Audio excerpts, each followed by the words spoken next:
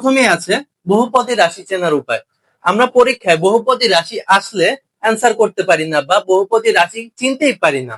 তাহলে কিভাবে চিনবে সেটাই আগে বুঝাই। দেখো, সর্বপ্রথম বহুপদী রাশি, ধরো আমি একটা রাশি নিলাম এ কিউব, আচ্ছা x cube plus y cube, আচ্ছা ওয়াই স্কোয়ার, তারপরে প্লাস এ প্লাস 2, এগুলা নিলাম, তাই না? এখন বহুপদী রাশি কিভাবে চিনবো?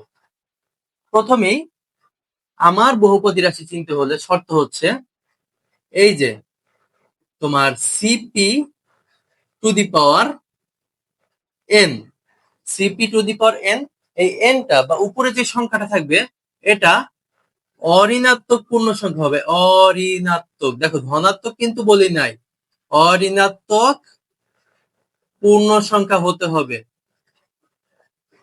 আচ্ছা অঋণাত্মক কেন বললাম?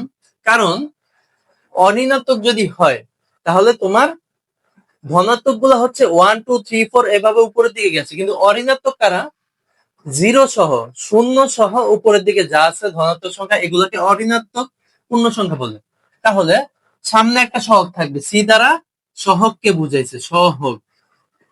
আর পি হচ্ছে তার চলক, আর টু দি পাওয়ার যেটা খুশি এটা থাকতে পারবে, কিন্তু এটা হচ্ছে অঋণাত্মক হতে হবে, মাইনাস হতে পারবে না।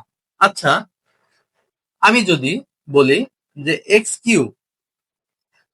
কিউব লিখলাম plus 1/x² plus a plus 2, এটা কি বহুপদী হবে? দেখো, প্রথমে আমি এখানে ভালো করে লক্ষ্য করো, এখানে তোমার এই যে সি মানে কি? সহগ। কিছু নাই মানে মনে মনে এক থাকবে, যেখানে কিছু নাই মনে মনে এক থাকবে সহগ, ঠিক আছে? তাহলে উপরে কিন্তু ধনাত্মক পাওয়ার আছে, এখানেও উপরে ধনাত্মক পাওয়ার আছে, তাই না? আচ্ছা এই যে টু, টু মানে কি?